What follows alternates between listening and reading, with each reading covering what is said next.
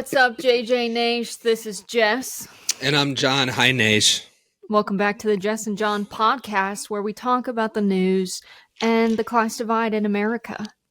Class divide, economic divide, the divide. There's a lot of divides on this show. The divide between Trump's BBL. You'll understand this later, JJ Nash. Yeah, we have a lot to cover. We're going to be talking about the big, beautiful legislation that passed today. We're going to talk about some dead Democrats, what's happening over in Gaza, a new poll out of Iowa, the state that I hail from, African liberation, what's that about? And That's then the All-American Rejects. So we have a great show for you. We're happy you're here. Welcome to it. We're going to start with the BBL, the big, beautiful legislation. Trump called it a big, beautiful bill. It passed today. We knew that Republicans were going to vote on it this week.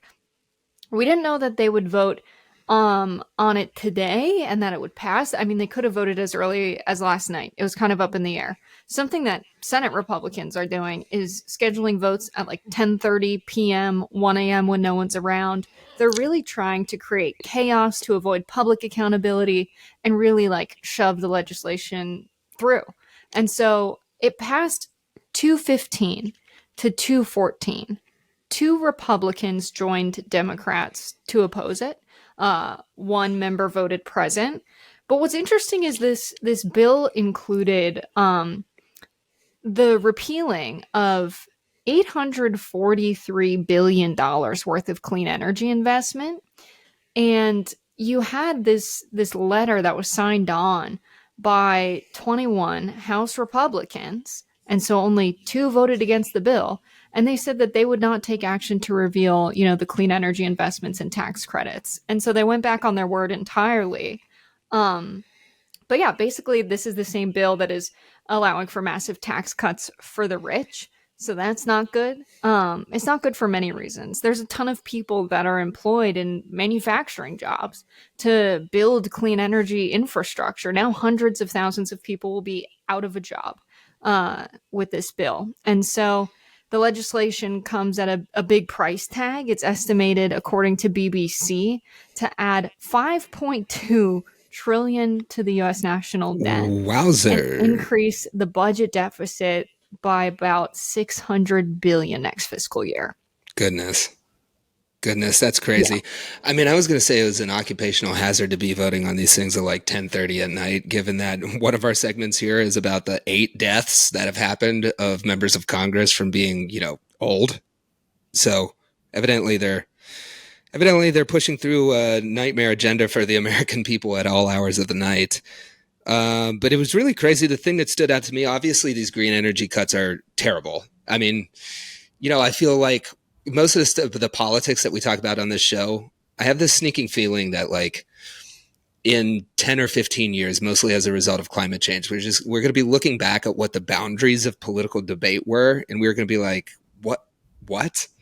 Because climate's just one of these problems that has been out there looming forever, and it's larger than our politics has the capacity to respond to. And we just choose not to respond to it and like have the craziest debates anyway.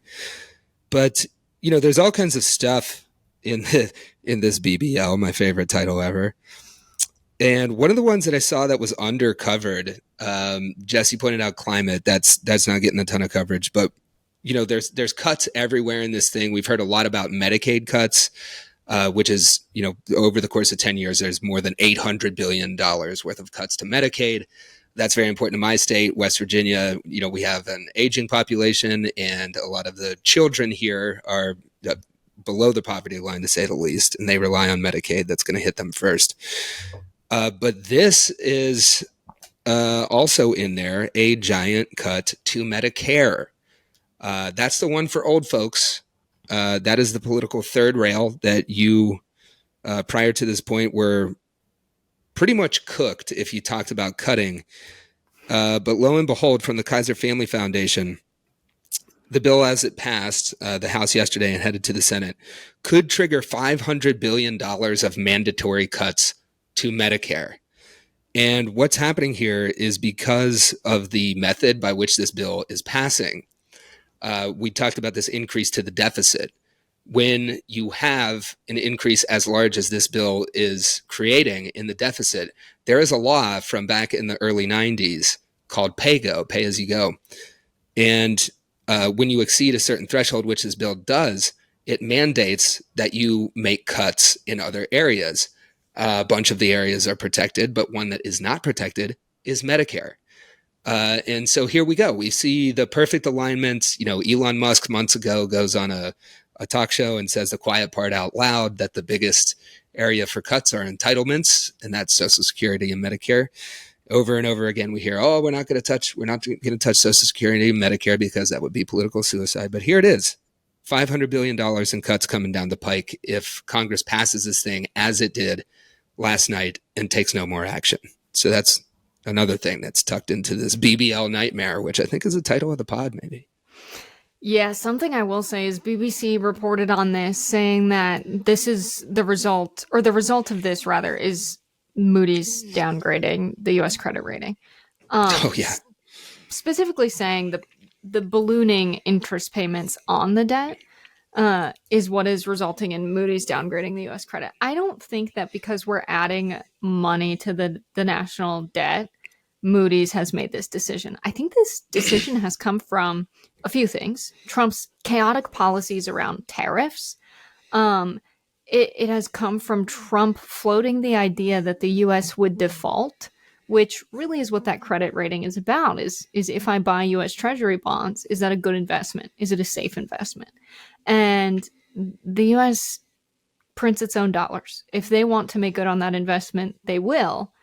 But if the president of the United States is floating the idea of default and we're losing our position in global trade, these are things that make people question the value of the dollar in the future, and the stability of the U.S. financial system as a whole and monetary system as a whole.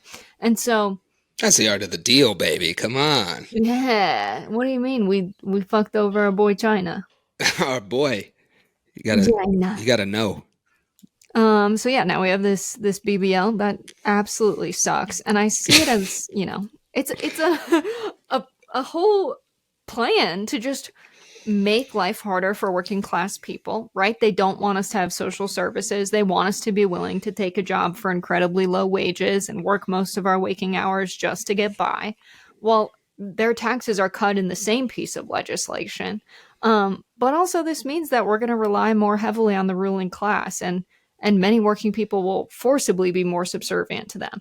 This is totally about a power transfer. And I honestly think that what happened under COVID, working people being called essential, all of the labor activity we saw, Amazon winning a union, we saw union favorability on the rise in America. I think this is a response by the ruling class.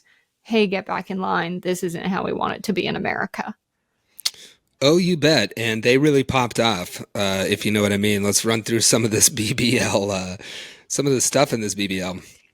This big, beautiful legislation includes cuts to Medicaid. We talked about those being $880 billion over 10 years.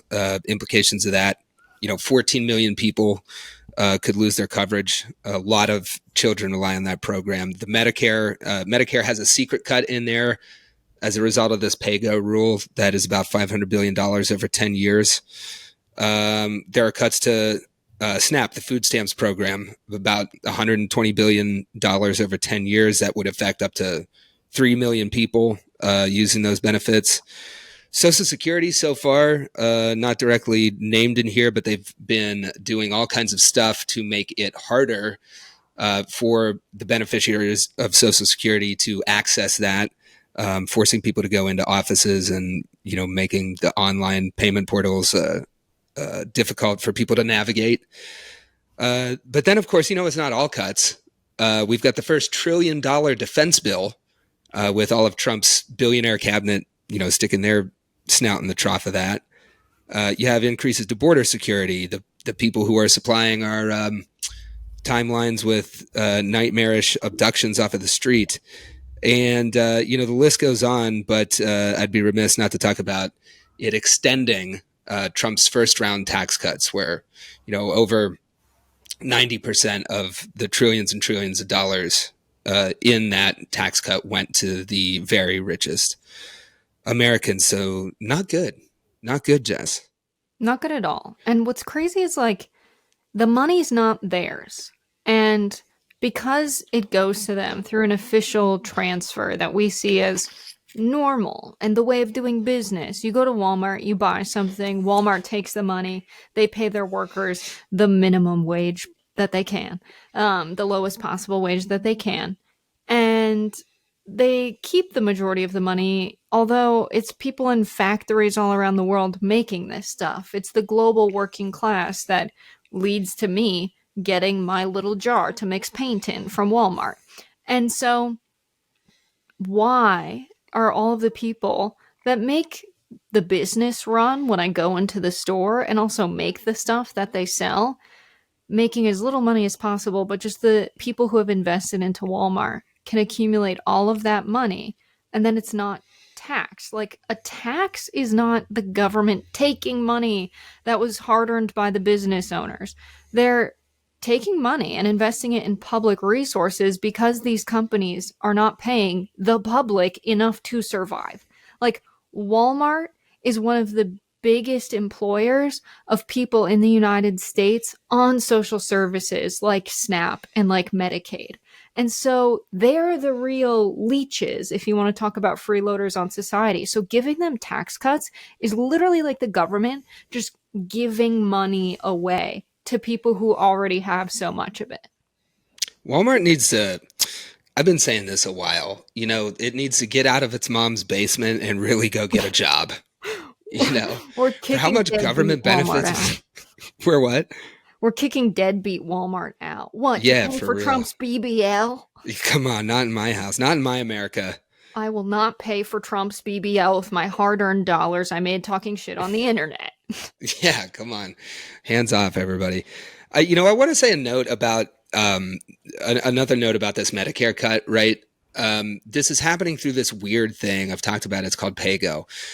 But I want to do a comment on the Democratic strategy here. Again, we talk a lot about what the Democrats are up to, but in this Medicare cut in Trump's big, beautiful legislation, you see the ghosts of Democratic failures of the past coming back to cut Medicare. So what I'm talking about here, the law that is going to mandate cuts to Medicare that has been passed in this legislation, that was first really established under Bill Clinton and Nancy Pelosi, who, like, in the early 90s, they were just getting, this was right when Rush Limbaugh was coming up and the conservative propaganda machine was really hitting its stride and telling Democrats, it was branding them as big spenders and big government people. And then, of course, what Democrats do and what they're doing today, they respond to what other people say about them instead of showing you what they fight for and, pivoting to their own agenda, right? They play on other people's turf. So back then, the right wing was saying, Bill Clinton, Nancy Pelosi, these are big government liberals and they spend a whole bunch of money. So Bill Clinton and Nancy Pelosi created this PAYGO rule, which mandated cuts past a certain deficit point to social programs. And because they did that back in the day, this is now, all these years later, coming back with real implications for people on Medicare. So once again, we talk about failures of Democratic strategy on here. This is one of them, and it's all the way from rearing its head from the 90s.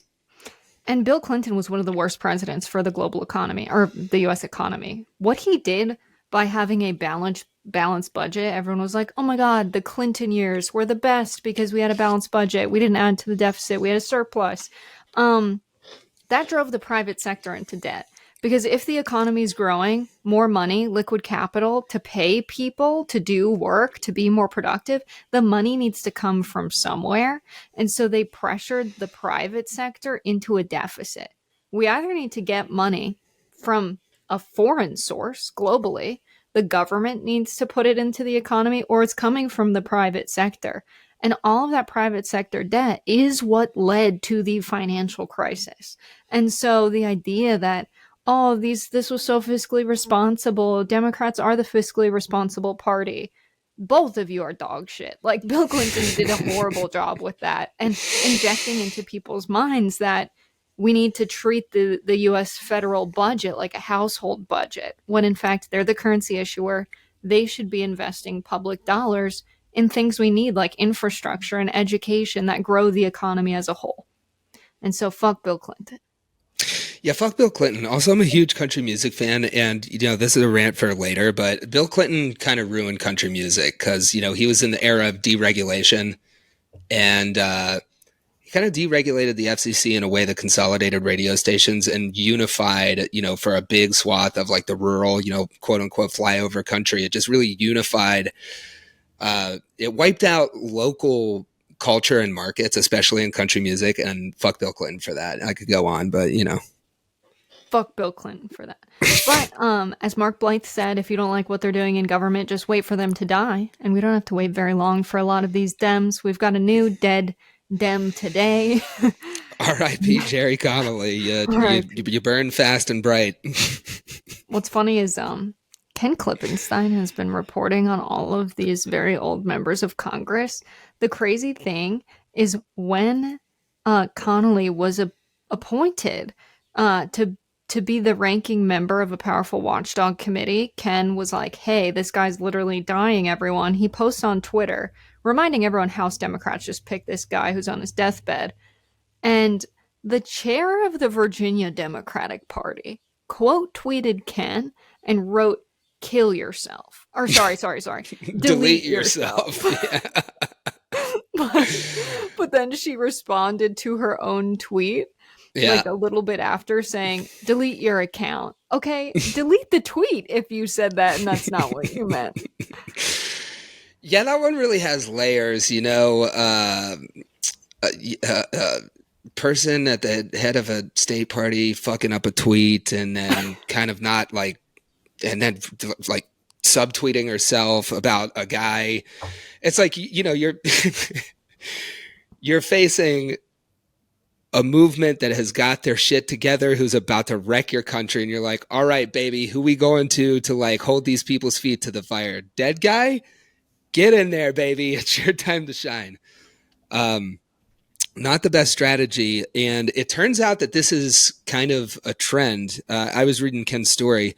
He pointed out that Jerry Connolly was the third person to die in office this year and the sixth in just over a year.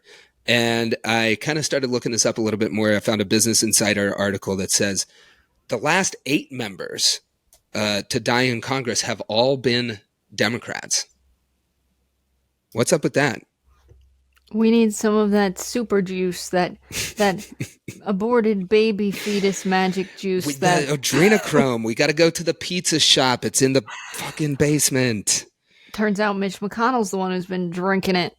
He's been slurping up the juice, man. That guy stayed alive long enough to do a bunch of bad shit. Yeah, he really looks like he's slurping up the juice. But yeah, I think about like, oh no, I don't want to refresh the page. I want to stay in the podcast. Yeah, I think about what I was like when I first got engaged in politics. I was energized. I had all of these ideas. I really think that now I've seen a little bit too much. I'm a little bit more like, maybe we'll take it easy. And so I think that young people should be at the forefront of political movements. I think people that are energized should be at the forefront. And like, sure, we need the wisdom of our elders, but it should be imparted upon younger people who are doing the fighting of the fascism. Yeah, or at least like be open to competition. I mean, because if you like threaten the position, it's almost, this is a problem. It's like, I forget who has the quote, but there's people who want to do something and people want to be something. And there's just a ton of people in Congress who want to be president. And it's like they've waited around for decades to like have their moment in the sun and be on the House Oversight Committee to do what? Like send strongly worded letters as like a movement that actually funded itself, organized, crawled back out of the abyss. I'm talking about the Republicans because they were out of power for a very long time. They did a lot of work to do all of this dismantling that's happening right now. And they're coming up against people who just have been sitting there waiting for their day on the Oversight Committee. And and getting really upset when people take issue with that. I mean, I think to me, do you mind if I go on a little rant? I'm ready for the John rant about the old I people have a not rant fighting about fascism this. well. Yeah, that is what it's about. Because when they're not busy dying in office, these older Democrats who are just holding on to power, they are, taking issue with people like David Hogg, who's asking for competition. But I spend some time on the internet, Jessica, and What? I came across a great meme. Maybe we'll share this meme. Dark Hog. Dark Hog, that's a meme we're all waiting on. No, this one was about the cycle of fascism, and it really just kind of brought it all home to me because fascists run our government right now. And I think it's really important to understand the cycle that gives them power. And this meme is talking about, the material conditions of people, they get worse, right? And we are in a spot where 60% of people can't afford the basic needs in America right now. So material conditions worsen, then the fascists come in here and they're like, oh, we are going to promise strength and order and a return to national greatness. And they get in there and they hand everything over to billionaires. And that sparks a backlash. And then you get these liberals who come in who are like, can't we just get back to normal? But the problem is nothing changes when they get elected because they don't address the root cause of this problem. Trump to me is just a symptom of the larger problem, which is runaway wealth accumulation, right? Like all of the money is up at the top of the economy by people who have now merged themselves with government and are pushing this legislative agenda that is transferred, that's cutting the very little public services we have, transferring it into their own hands. Of course, that's going to worsen people's conditions. And it's going to continue this cycle where the fascists just, until we address the runaway wealth accumulation, we're going to be in this trap where the liberals get elected and they don't really do anything about this. And then the fascists come back stronger than ever. So I feel like this is all to say we need an opposition party rooted in stopping this crazy runaway wealth accumulation. And those are the kind of candidates that I'm going to be looking for instead of, Jerry Conley sitting there dying on the oversight committee. Yeah, I think it's weird. I saw Dave Porton on. I hate talking about Dave. I wish he wasn't a public figure, but he was like, I have this financial advisor and he tells me when things are too tight and I can't spend and I need to calm down. But I go out and I go to the horse races and I'm gambling a ton. I'm buying houses. He's never said like, hey, you don't have a lot of money left, because when you have a lot of money, it just makes more money. It's really hard to lose money once you have it. And his net worth is estimated at about $250 million. Damn. So why do rich people act like we have unlimited money when they're accumulating it for themselves? But when working people, 60% of them in the country, can't afford their bills, they're like, well, we're going to have to cut a lot of the social programs you rely on to eat and feed your kids. Like, they know very well there's enough money and resources to support everyone in our country, but they're so arrogant in ignoring it and pretending we have limited resources when it comes to their gambling on horses, third and fourth houses, yachts. It's kind of sickening how Dave feels okay saying that in public. Yeah, it drives me crazy too, because like, just imagine if we replace the entire government. Like, let's go into La La Land for a while and say we replace the government and everybody's a socialist now. What does a socialist world look like for the people who are currently billionaires? It looks pretty great. Okay. Like, they are going to have all the things necessary to live as well as everybody else. And I'm not even saying, let's back off of utopia a bit. Let's just say we made the billionaires into millionaires. Okay. What does life look like for them? It's great. They have $1 million.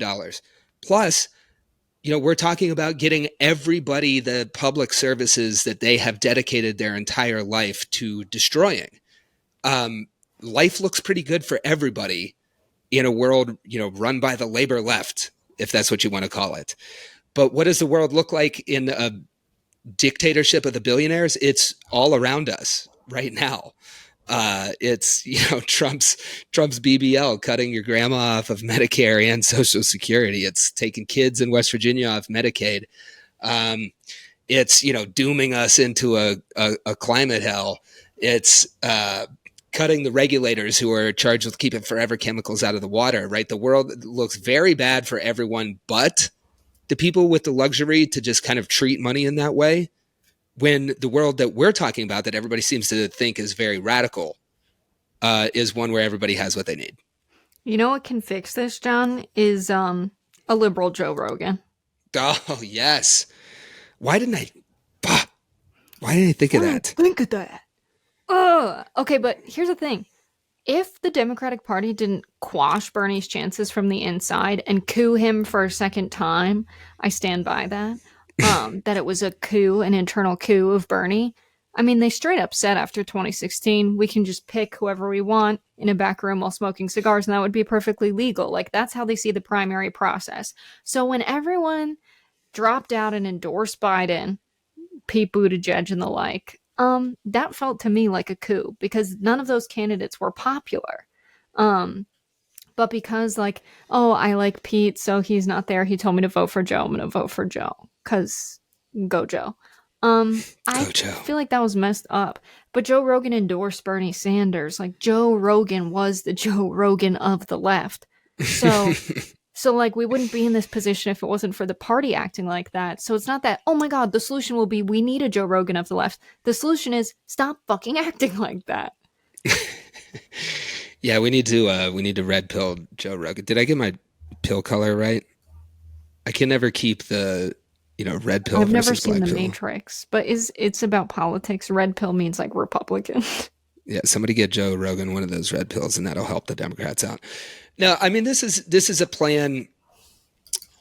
This happens a lot after a Democratic loss, right? Everybody's trying to figure their way out of the wilderness, and one of the things is like, oh, okay, well, the manosphere is out there sucking a bunch of people into a terrible movement, so we need something to counter this, which is a fine idea. But to me, it's like, okay, you're talking about building a giant bullhorn that's going to be saying stuff. Well, what stuff is it going to be saying? Because you can have a massive media network, but I think the real problem of this party is not it's not a messaging thing. It's what kind of stand are you taking in the new political world? I feel like in a very short amount of time, today is much different than 2012, but I feel like Democrats are kind of still stuck back in that age.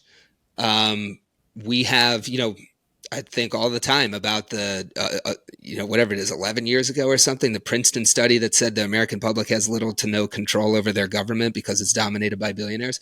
That problem's gotten so much worse, and it is at the root of power. And power is what controls every bad thing that you read about in the news. So what is the Democratic Party's analysis of power, and who has it, and who they want to have it, and what they're going to do about a handful of people having way too much of it? I think you have to answer those questions first before you go like building this media network, because there has to be something behind, there has to be something to say. There has to be something for this, what it said, one Democrat had a spreadsheet of 26 different proposals. Okay. Yeah. Like what's the big vision, right? How do you propose that we wrestle control off of people with more money than God who are like currently the president's cabinet? It's just changed so much. But I feel like that's a glaring omission that's made all the time, especially when they're talking about, messaging things or building networks. Yeah, to get the messaging right on a political agenda, you need to have a political agenda, and they don't. They really don't. Think about what the right's done online with the pushing of videos with crazy machine learning to find people who are susceptible to misinformation, and then flooding their feed with fake news to make them fearful and then angry, and then they become a MAGA voter because they got on Facebook by their machine. They're telling people like the trans women want to be in your daughter's bathrooms, and they're going to do bad stuff to your daughter. And it's like, Not they our have daughters. stuff, like they want to ban trans women from using the women's restroom. That's their thing. And all we say in response is, oh, protect the trans community. How? What does that mean? We never have a plan for anything, even stuff we talk about a lot. And I don't know why I'm saying we. I don't identify with the Democratic Party. But as someone who's worked with a lot of Democrats and progressives, like, progressives are better at this, but still guilty of this. Like, I think progressives have been largely afraid to say with their chest what they're actually fighting for, because they sanitize it based on their projection of what the Overton window is as to what can be receivable by the public. That's what messaging does. You make your agenda receivable with strategic messaging. And so because they have no backbone, because they're not willing to say capitalism has destroyed the environment, has destroyed life for working people, they have nothing to say, because they can't be honest. They won't let people lead the party who actually have a vision for the country and how to change it and fix things. Yeah. And then, I think it's like such a weird position to be in, because, on the one hand, I also have worked with Democrats forever, and I don't identify with them anymore, but still you're rooting for the only other party that's out there at scale, when you have such a serious threat with a home in the Republican Party. Like, you want somebody to stand up to this, and it's like, we got this one thing here. And, to me, it's just like, hey, man, I mean, rediscover, if the politics have changed, just adapt to the times. I think there's a reason why people think why people are more favorable on labor unions than they have been at any point in the past. You can tell that the base is really shifting around, and that there's new coalitions possible, but you have to be able to step out and risk that and build something. Where I think the energy that we see right now is shying away from changing anything about themselves and just trying to have more media outlets saying the stuff that just hasn't worked in the past. So I would say to be introspective and look within. Yeah, to the I would Democratic love Party. to see those fucking pitch decks. What is in there? Nothing good. But speaking of More dances. Yeah, genuinely. Speaking of no agenda or effective messaging, let's talk about Gaza. Let's talk about what's going on in the Israel-Palestine sphere. So there were a couple of murders. 2 people were murdered at the Israeli embassy. This happened shortly after 9 p.m. Eastern time last night on Wednesday. It was Yaron Lashinsky and Sarah Milgram. The alleged shooter is Elias Rodriguez. It was right outside of the embassy near the Capitol Jewish Museum, where they were hosting a reception for young diplomats. And that was the American Jewish Committee hosting it. So lots of folks have sort of flooded X, saying this is obviously a targeted attack. I saw Pete Buttigieg was calling it an anti-Semitic attack. It's the Israeli embassy, right? I really think we need to separate Jewishness from criticizing Israel and retaliating against what Israel is doing and the IDF is doing. Because if we are against Islamic caliphates and we talk about the idea of an ethno-state as some insane religious extremism, when it's anyone but Israel, we have to have some kind of consistency here and not say this is an anti-Semitic attack, and actually separate ethnicity and religion from being mad that Israel is committing a genocide right now. Yeah. I think, I have thoughts on this. I mean, first of all, I don't condone what happened. I don't think it's a good thing. I want to give credit to Ken Klippenstein, because Klippenstein. I think it's Stein. But So sorry, Ken. You're a homie. But Ken posted what appears to be the manifesto from Elias Rodriguez, and legacy media usually won't touch those. They are worried about copycat attacks, so on and so forth. But I would encourage you to go read for yourself on Ken's Substack. I respect him putting that out. Context matters.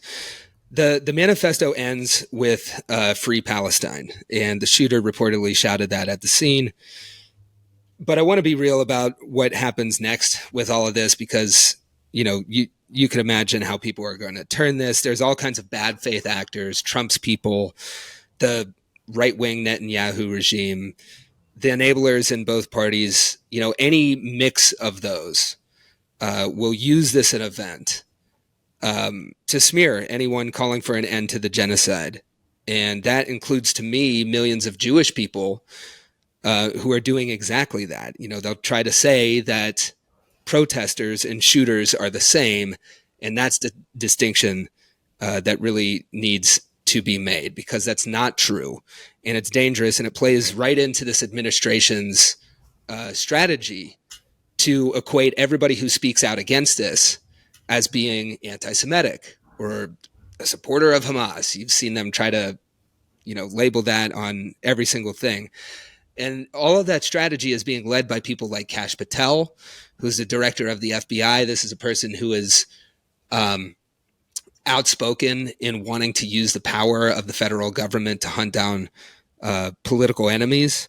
He's already called this anti-Semitic violence and, promised a crackdown. But the thing to watch with that is the erasure of difference between a shooter and someone who is protesting on campus, which I feel like is the direction that bad faith actors are going to take this. It's just another setup.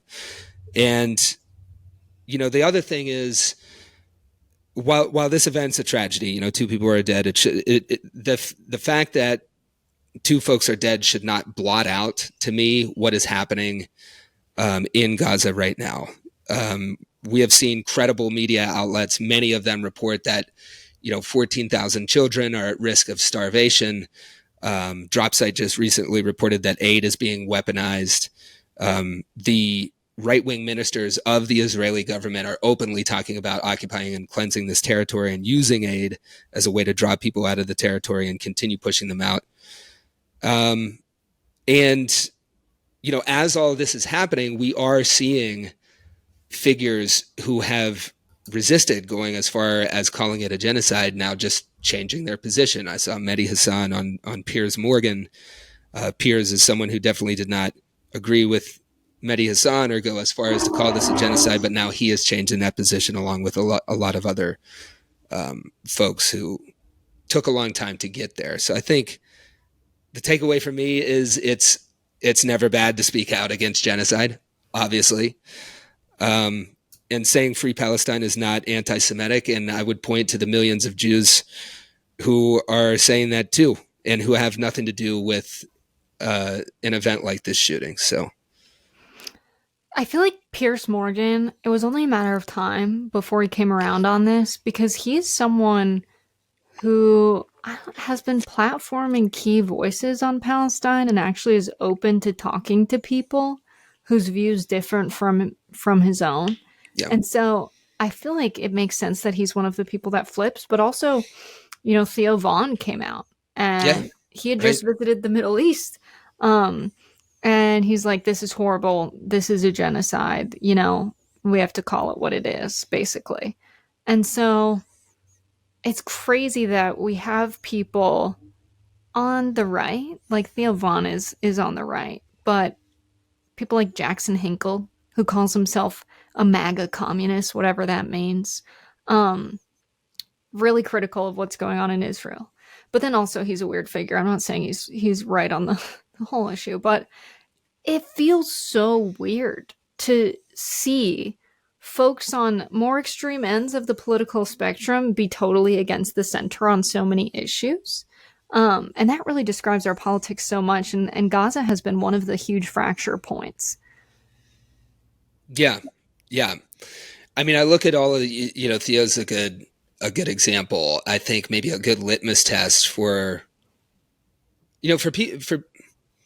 I feel like this information, so much of it is suppressed. A lot of it is coming, it's hitting people's eyes and ears at different speeds, because of our algorithms and echo chambers and the political biases of our news media. But when you see people like Theo Von flipping, you know something's up.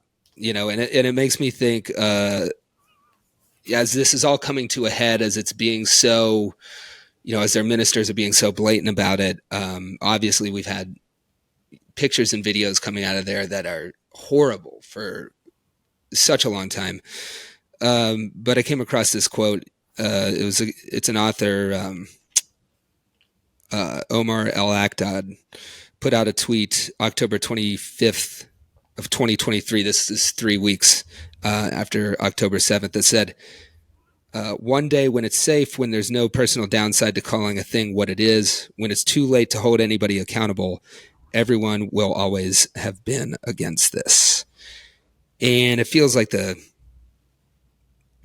are changing out there with everybody who's kind of flipping. Yeah, that point is coming closer than I would have guessed a month ago. But as we see aid trucks waiting to get into Gaza being blocked by the IDF, it makes sense that people people now.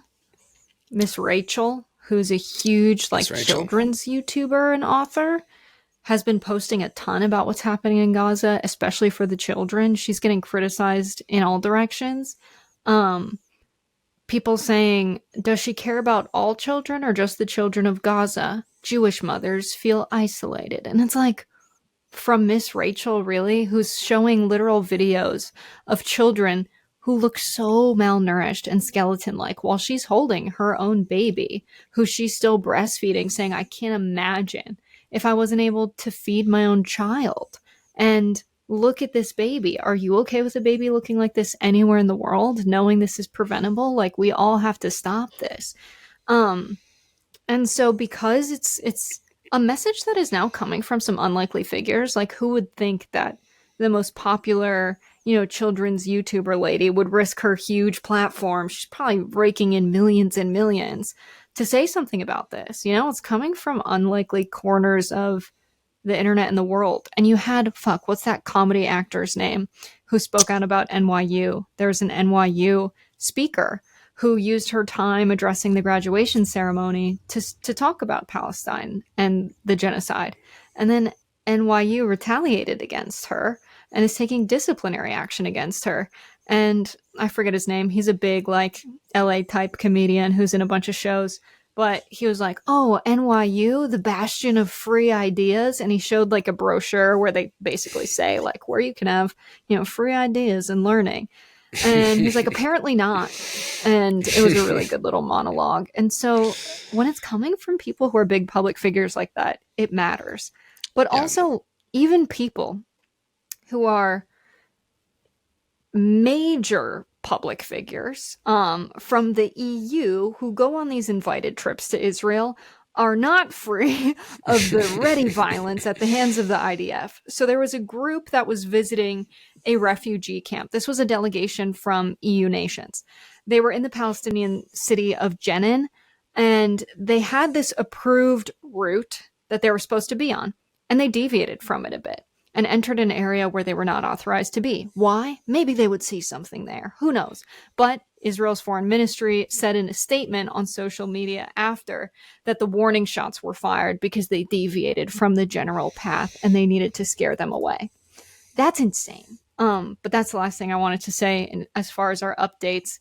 John, any last thoughts on Israel-Palestine? No, I mean, it's wild. It's wild to see. I'm just glad that a perceptible change is happening, and you have these large figures speaking out. I mean, it's about time. Yeah. You've got some serious news, right, Jessica? So you have been hard at work over at Dropsite, a place that has been putting out all kinds of great stuff, and it looks like you've got some work happening there. Yes, this one is not about Israel-Palestine, but a lot of our reporting is. This one is about my home, Iowa. So there was some polling done about the potential Democratic challengers to Senator Joni Ernst.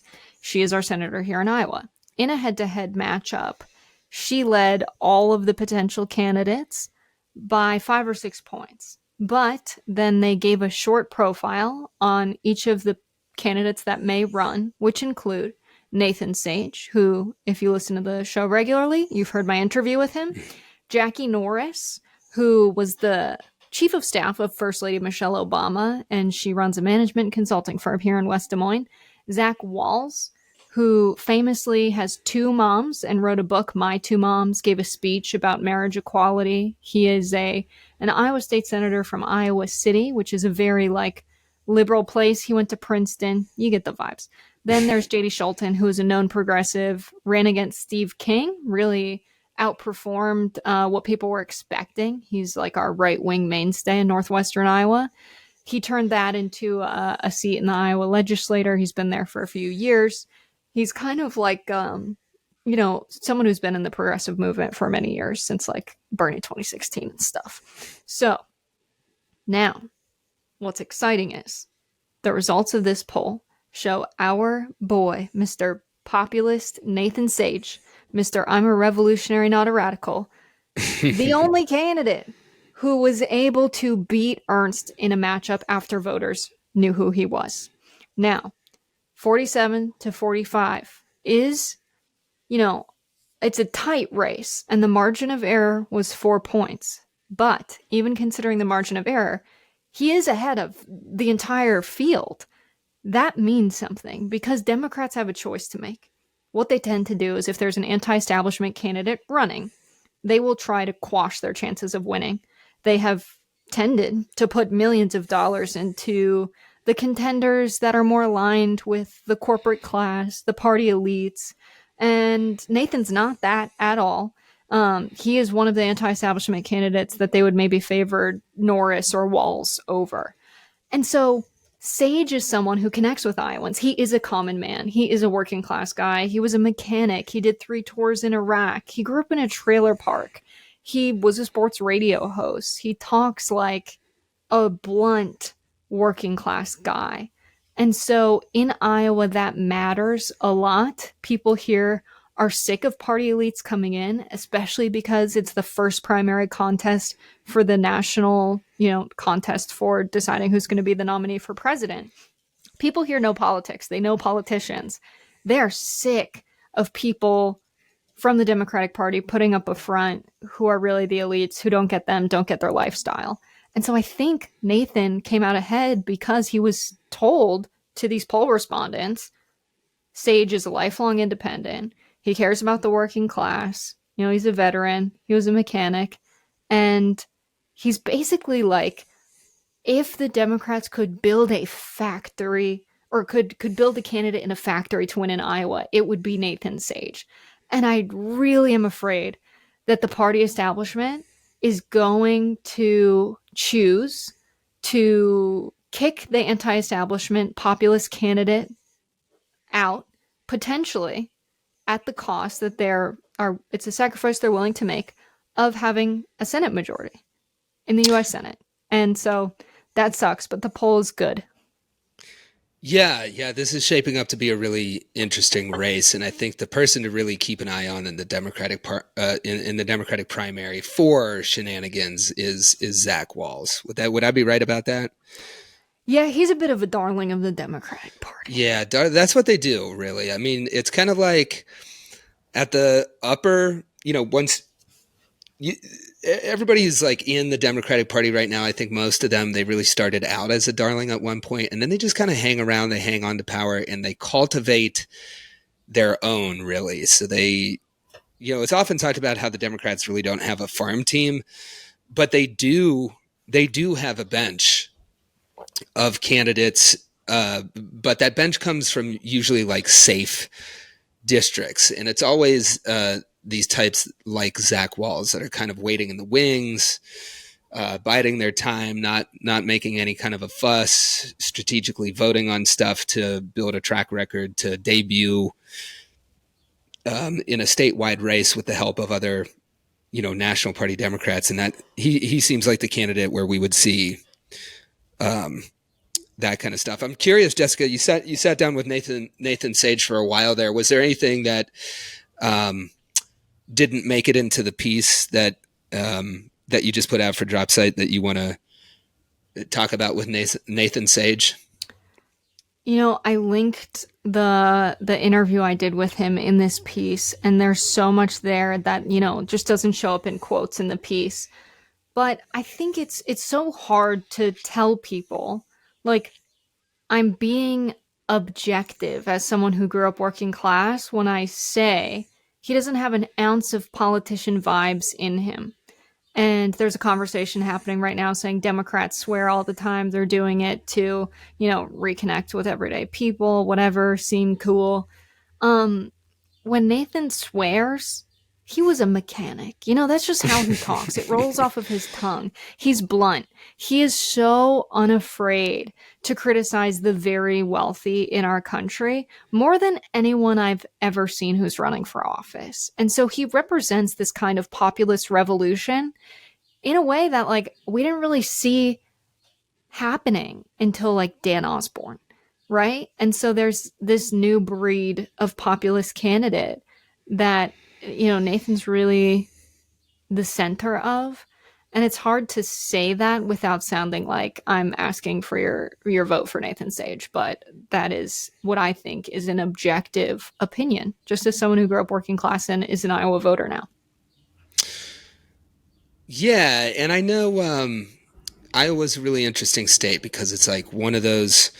It's one of those states that was. It had a ton of Democratic representation not too long ago, but it's been a heartland state like so many of the other ones that are trending conservative. But maybe in that trend, there are lanes that are opened up for anti-establishment candidates. I think which it definitely seems like Nathan Sage is. I think the hurdle that they have to get through, of course, is a Democratic primary where the core of the party really doesn't like anti-establishment vibes.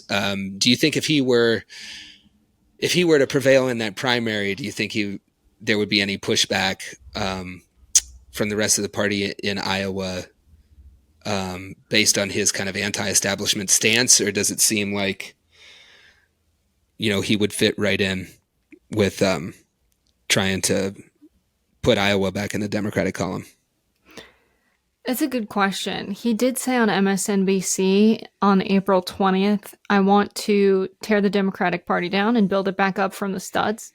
So yeah. I think, I don't know, my hope and prediction, because I believe in good things happening, is that the establishment will no longer be there to say anything by the time Nathan wins. That the people will make clear that they don't want the establishment making decisions anymore. And that's me manifesting. But yeah, I think if he wins, like Iowa won, Trump won Iowa by 13 points this last time. Joni Ernst had a pretty slim win margin comparatively. So people were voting for Trump and not voting for Ernst, which is interesting. Iowa also swung for Obama previously in 2008. He won the state by 9 points. And so I did mention this in the piece, but basically in Iowa, what wins is not like a right or left thing. Sure, it's been called a purple state in the past. It was the first state to pass marriage equality legislation.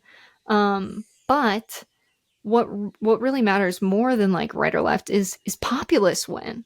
Anti-establishment populists like Obama and like Trump win here. And so, yeah, like if the Democratic Party allows populists to be associated with them, Nathan could be the new face of that.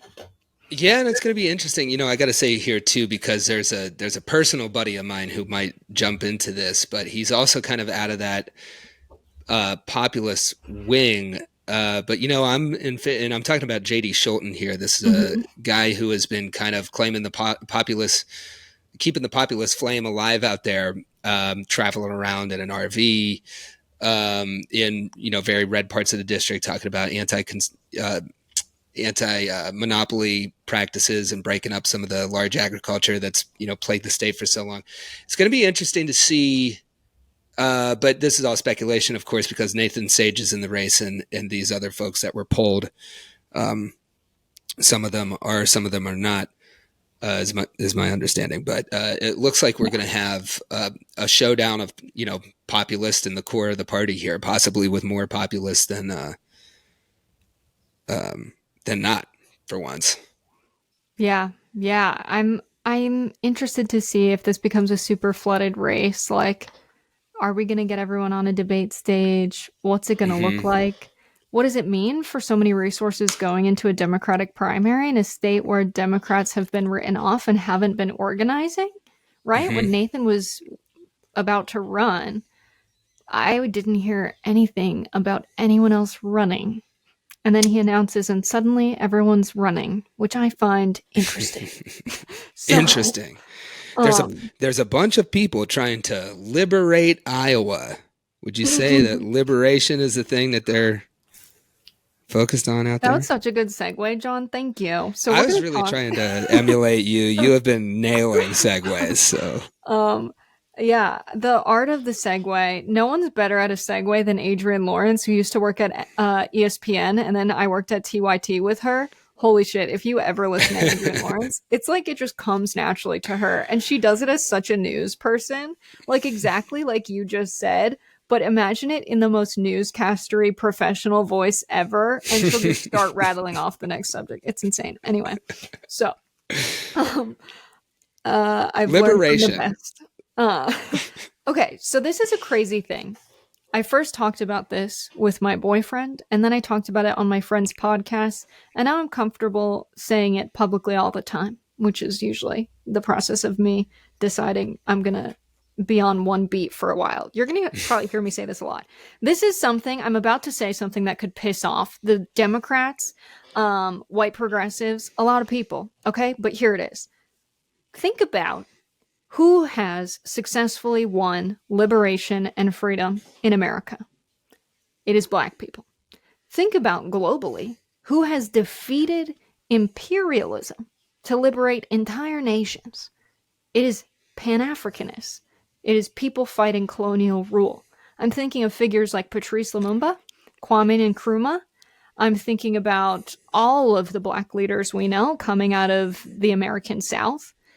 Why is it that as we're in this movement where supposedly we are fighting for liberation from our capitalist overlords, we don't say, hey, what's worked before? Why don't we ask Black people how they won? Why don't we study Black movement leaders and see what they did and actually do the stuff that we know has worked? I think it's casual white supremacy among white people in the Democratic Party who are in positions of power. I think it is, um, if it's not white supremacy, it's casual racism. And we really need to talk about it because it seems like the obvious thing that there are tactics that have worked that we are ignoring. I think it's simply because while white progressives are like, oh, I can't be racist because I support equal rights. Um, but then in conversation, they won't, fully listen to a Black comrade's points. They won't fully take it seriously, and they'll make weird comments about, oh, why is their hair like that? Why do they talk like that? And not think that that's racism because they're like, no, but I support equal protection under the law. I don't want them to be brutalized. But also, you don't fully see them as equal, do you? As a human being on a spiritual level. And I think we need to interrogate this because I think we're leaving so much power on the table by not asking people what has worked in the past because this oral history has been passed down and it's there for us to learn from. That's for sure. White's been out here fucking it up for a minute. And hey, I just think of man, the Panthers in their free lunch program, where they were, populations not only completely cut out of society and government, but like built on top of, a society and a government built on top of people that then cut them out of this. So it was out of that need that you had a couple, the list of innovations of a community trying to survive is very, very long. But I think of the Black Panthers providing free hot meals to kids, and that later got factored in to the school free lunch program, which is now happening, but kind of took that out of the realm of something that a community provided and institutionalized it within government. And now, those benefits are being slashed by billionaires who see them as kind of a threat to their control over a population. But that right there, just one program. I mean, you can see in the people who fight against free lunches how important it is, and how close it comes to threatening the power of the people who are, slashing the hell out of all of our public benefits. That program came out of the Panthers. I think about their community defense initiatives, right? You want to get Republicans to support gun control. Get a couple of Black Panthers who are armed in the California state legislature. All of a sudden you see people like Ronald Reagan coming out again in favor of gun control. But really, it was out of necessity, and those communities have a lot to teach us right now as power is concentrated in so few hands. We need to look to the communities who saw that, responded, and survived. Right. And unlike the Democratic Party, I think like on this show, the Jess and John pod, JJ Nation would like to be liberated, right? That's what we're fighting for. And so we have to learn from these ideas. So I want to do as I say we should do, and learn from Kwame Nkrumah, who led the struggle for freedom in Ghana.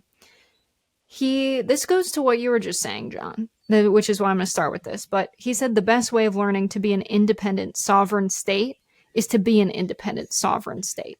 We talk about ruling class oppression all the time.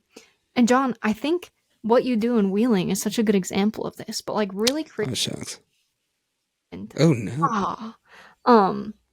The deep state has taken out Jess's camera, which is why you heard this audio interruption. Big L for me. Okay, so I think you do this. You have a community of people who can help provide for each other. How do we create systems that are independent from the capitalist infrastructure we have and keep money within our community and not going to the ruling class and grow our own food? Like, I'm on all of that shit type of beat. I think we need to buy cell phone towers and create our own cell phone service. Like, this is some good ideas. I'm holding up Kwame Nkrumah's book for people who don't see this, but there's just some good shit there. Revolutions are brought about by men who think as men of action and as men of thought. So a problem with the Democratic Party is they'll entertain these radical ideas, some of them, but then they would never dream of doing anything about them. And like, there's just so much good stuff that we should learn from. Like, we should not be learning from, I'm sorry, but like people who are white guys who led labor strikes and spend most of their time in the office of a nonprofit as the executive director. Like, I'm sorry, but those people are not going to lead us to freedom and liberation. Yeah, that's a fair point too. I mean, every one of these institutions that we're going to look to get us out of this mess, most of them are living in that same political world that died. We're in a new world where the Democratic Party and most of its leadership is not equipped to respond to it. And that the same goes for a lot of legacy unions. And I think we've got to learn, and we've got to learn fast. And there are people to learn from. And you're talking about some of them right now. And I do think it's really good to put that into practice, because we can talk on a podcast for a long time and we can wait on these people to come around. But really it needs to happen faster than that. And it's got to be driven by all of us, right? Nobody's going to save us but us. And, I think the general points you're making here is like, put this into practice in your own life, right? If you don't know your neighbors, you got to go meet your neighbors right now. If there is a group of people who are like-minded and close to you, it's time to start having fun with a purpose. When I think of like the really good things that we've done in Wheeling, and I might be the spokesperson for them, but by no means am I the driving force of all this. We have a really good group of people here who's getting mutual aid off the ground, doing a community kitchen, where, And there's a difference between charity and mutual aid. This is for us, right? It's not like, oh, high-minded people with disposable income helping out homeless folks. It's like, no, we have a group chat, and like a lot of us are tired of paying crazy grocery prices. So we're like partnering with different places. We have a public market here.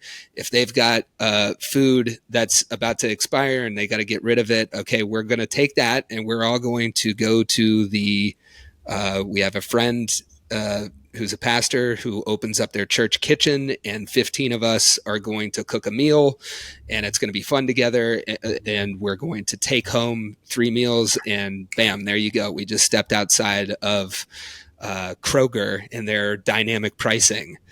And it's time to start doing that and finding ways to do it. But the thing is, the Black community's been doing this forever.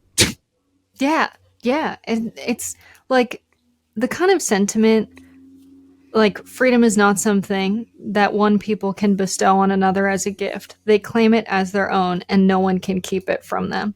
That's very different from the message of the Democratic Party leaders of vote. This is the one thing you have to voice your public voice in your democracy. No, you can take it into your own hands. And that's what they don't want you to know. And that's the part of liberalism that lends itself to imperialism and capitalist structures. And I've heard a lot of people say fascism is just imperialism and colonialism when it reaches white people.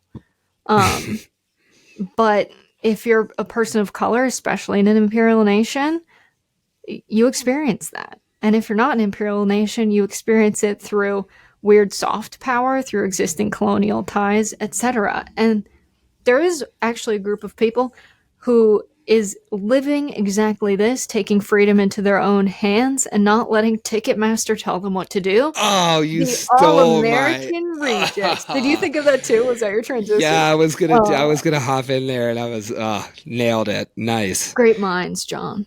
The All-American Rejects, if you're old, you might know them. If you're young, you might have seen them on TikTok. They are a sad boy pop punk band. Turns out they're from Oklahoma. I didn't know this.